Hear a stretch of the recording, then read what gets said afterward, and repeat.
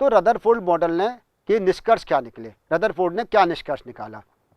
उन्होंने कहा कि चूंकि अधिकांश एल्फा कण बिना विक्षेपण के सीधे निकल गए, इसका मतलब परमाणु का अधिकांश भाग रिक्त होता है। बात समझ में आ गई? उन्होंने क्या कहा?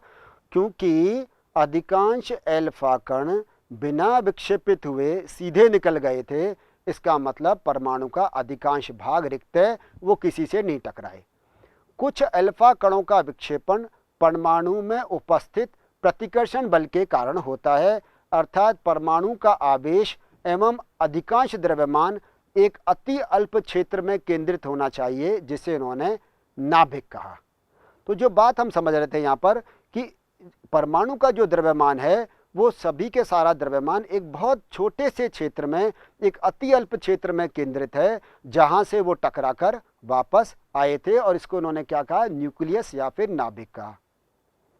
रदरफोर्ड मॉडल के एप्लीकेशंस या इसके अनुप्रयोग। नाभिक का आयतन परमाणु के आयतन की तुलना में बहुत कम होता है। यहाँ ध्यान देने को क्या कह रहे हैं ये कि परमाणु की त्रिज्या 10⁻⁻10 मीटर, जबकि नाभिक की त्रिज्या 10⁻⁻15 मीटर होती है। इसको एक इमेजिन करें, आप एक कल्पना करें कि एक क्रिकेट की एक बॉल रखी हुई है, उस बॉल को तो आप क्या मान लें? नाभिक या न्यूक्लियस मान लें, और उस जो परमाणु की त्रिज्या है, एटॉमिक रेडियाई, वो कितना माने? 5 किलोमीटर। अंतर देखो, क्रिकेट की छोटी सी बॉल वो तो केवल न्यूक्लियस हो गया, और परमाणु की त्रिज्या, मैं रेडियस की बात कर रहा हूं, वो कितनी है? 10⁵ किलोमीटर। आप सोचो कितना बड़ा परमाणु, उसकी तुलना में नाभिक बहुत छोटा है। त्रिज्याओं का अंतर देखो, 10⁻⁻10 मीटर परमाणु की त्रिज्या, और नाभिक की त्रिज्या कुल कितनी सी है? 10⁻⁻15 मीटर है। तो उन्होंने कहा कि नाभिक बहुत छोट परमाणु के बहुत छोटे से भाग में केंद्रित है। सारा जो इसका धनावेश है, सारा जो इसका द्रव्यमान है, अधिकांश द्रव्यमान, वो कहाँ पर केंद्रित है? वो एक छोटे से अल्प क्षेत्र में केंद्रित है, जिसको उन्होंने क्या कहा? नाभिक कहा। आप ये देखें यहाँ ध्यान से, RA/RN। RA का मतलब क्या है? रेडियाई, एटॉमिक रेडियाई या रेडियाई ऑफ एटम, और RN का मतलब क्या है? न्यूक्लियस की रेडियाई, नाभिक की त्रिज्या। तो एटम की रेडियाई कितनी? 10⁻⁻10 मीटर, और न्यूक्लियस की रेडियस हमने कितना बताया था? 10⁻⁻15 मीटर।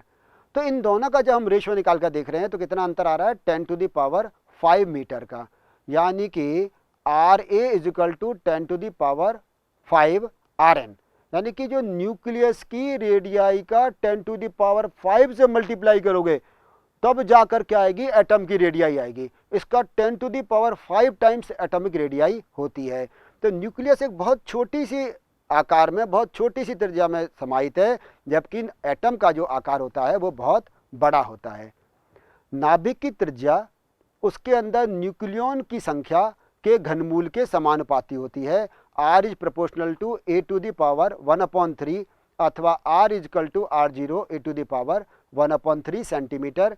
यहाँ A क्या है? द्रव्यमान संख्या है, यानी कि प्रोटॉन और न्यूट्रॉन की संख्या, और R0 एक कांस्टेंट है जिसकी वैल्यू है 1.33 × 10⁻⁻13।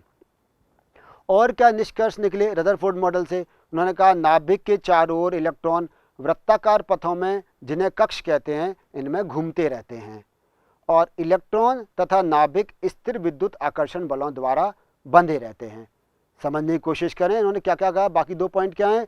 एक तो न्यूक्लियस के चारों तरफ इलेक्ट्रॉन घूमते हैं। न्यूक्लियस में तो क्या क्या है? प्रोटॉन और न्यूट्रॉन, जिनको मिलाकर क्या कहते हैं? न्यूक्लियॉन। समझें, नाभिक के अंदर प्रोटॉन और न्यूट्रॉन मिलाकर क्या कहेंगे? उनको न्यूक्लियॉन। और नाभिक के चारों तरफ क्या कौन घूम रहे हैं? इलेक्ट्रॉन घूम रहे हैं वृत्ताकार पथों में, और जिन वृत्ताकार पथों में घूमते हैं उन्हें कक्ष कहा। और इलेक्ट्रॉन और नाभिक, नाभिक का पॉजिटिव चार्ज, न्यूट्रॉन पर तो कोई चार्ज होता नहीं है, न्यूक्लियस पर में न्यूट्रॉन और प्रोटॉन है, न्यूट्रॉन पर कोई चार्ज है नहीं, और प्रोटॉन पर पॉजिटिव चार्ज है। उसके चारों तरफ जो इलेक्ट्रॉन घूम रहे हैं उस पर नेगेटिव चार्ज है। तो इलेक्ट्रॉन और न्यूक्लियस ये आपस में इलेक्ट्रोस्टैटिक फोर्स ऑफ अट्रैक्शन या स्थिर विद्युत आकर्षण बलों द्वारा बंधे रहते हैं। बोर के परमाणु मॉडल के विकास की पृष्ठभूमि, इसको समझने की कोशिश करें। कि बोर का परमाणु मॉडल कैसे डेवलप हुआ। मैक्सवेल के अनुसार विद्युत आवेशित कणों को त्वरित करने पर एकांतर विद्युत तथा चुंबकीय क्षेत्र उत्पन्न होते हैं जो तरंगों के रूप में संचरित रहते हैं। इन्हें विद्युत चुंबकीय तरंग अथवा विद्युत चुंबकीय विकिरण कहते हैं। प्रकाश तरंगें दोलायमान विद्युत एवं चुंबकीय व्यवहार से संबंधित होती हैं। दोलायमान आवेशित कणों द्वारा उत्पन्न विद्युत एवं चुंबकीय क्षेत्र एक दूसरे के लंबवत होते हैं। ये दोनों तरंग संचरण की दिशा के भी लंबवत होते हैं। यहाँ बात को समझें। अब ये तरंग सिद्धांत की बात आ रही है, यहाँ उसको वेव के रूप में मानकर चल रहे हैं। तो उन्होंने कहा वेग मानो एक प्रोपगेट कर रही है, एक तरंग गमन कर रही है, तो उस पर जो विद्युत क्षेत्र लगाया और उस पर जो चुंबकीय क्षेत्र लगाया ये एक दूसरे के लंबवत है। और ये जो तरंग जिस दिशा में गमन कर रही है उसके भी लंबवत है। मानो हम कहें ये जो वेव है वो एक्स डायरेक्शन में गमन कर रही है, आपको चित्र में दिखाई देगा वो एक्स डायरेक्शन में गमन कर रही है। तो विद्युत क्षेत्र वाई डायरेक्शन वाई कोऑर्डिनेट पर लगा दिया और मैग्नेटिक फील्ड लगा दिया इसके जेड कोऑर्डिनेट पर। तो इलेक्ट्रिकल फील्ड और मैग्नेटिक फील्ड आपस में भी परपेंडिकुलर हैं और साथ में जो ये वेव प्रोपगेट कर रही है इसके भी परपेंडिकुलर या इसके भी लंबवत होते हैं। विद्युत चुंबकीय तरंगों को संचरण के लिए किसी माध्यम की आवश्यकता नहीं होती है, यह निर्वात में भी गमन कर सकती है। विद्युत चुंबकीय विकिरण कई प्रकार की होती हैं जिनकी तरंगदैर्घ्य तथा आवृत्ति एक दूसरे से भिन्न होती है। यह एक साथ मिलकर विद्युत चुंबकीय स्पेक्ट्रम बनाती हैं। विद्युत चुंबकीय विकिरणों को दर्शाने के लिए विभिन्न मात्रकों जैसे आवृत्ति तरंगदैर्घ्य का उपयोग किया जाता है। निर्वात में सभी प्रकार के विद्युत चुंबकीय विकिरण एक समान गति अर्थात 3 × 10⁸ मीटर पर सेकंड से चलते हैं। इसको समझो, देखो ये है क्या। उन्होंने कहा इसको वेव नेचर माना। किसका माना? तरंग प्रकृति माना। अब जब वेव नेचर माना तो इस वेव से एसोसिएटेड कुछ प्रॉपर्टीज होती हैं, तरंग से संबंधित कुछ गुण हैं। पहला हम क्या कहें, मानो तरंग दैर्घ्य, जिसको वेवलेंथ भी कहते हैं। अब ये वेवलेंथ क्या है? एक वेव प्रोपगेट कर रही है, आपने डायग्राम में भी देखा था। अब उसके या तो 2 सक्सेसिव मैक्सिमा, 2 क्रमागत उच्चिष्ट, या 2 सक्सेसिव मिनिमा, 2 क्रमागत निम्निष्ट, इनके बीच की दूरी को तरंग दैर्घ्य कहते हैं। या इसको एक प्रकार और कैसे परिभाषित करते हैं, distance travelled by a wave in a complete cycle. एक चक्र में किसी तरंग द्वारा, एक पूर्ण चक्र में किसी तरंग द्वारा तय की गई दूरी। तरंग ऐसे चली, वेव ऐसे चली और यहाँ चक्र पूर्ण हो गया, ऐसे ये चक्र पूर्ण हो गया।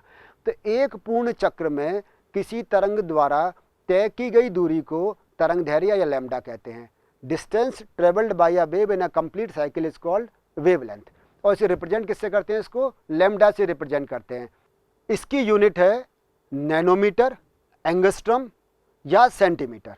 ये लेंथ है ना, हम कह रहे हैं ये क्या कर रही है, डिस्टेंस। और डिस्टेंस को किसमें नापते हैं? लेंथ से नापेंगे, तो उसमें नैनोमीटर या फिर जनरली इसको एंगस्ट्रम में रिप्रेजेंट करते हैं। दूसरी जो इसकी बात आ रही है वो है आवृत्ति, जो वेव से एसोसिएटेड प्रॉपर्टी है। आवृत्ति जिसको फ्रीक्वेंसी कहते हैं। तो फ्रीक्वेंसी को समझें, यहाँ पर क्या है कि एक पर्टिकुलर पॉइंट है, उससे 1 सेकंड में ऐसे कितने साइकिल्स पास हो गए, कितनी तरंग दैर्घ्य गुजर गई।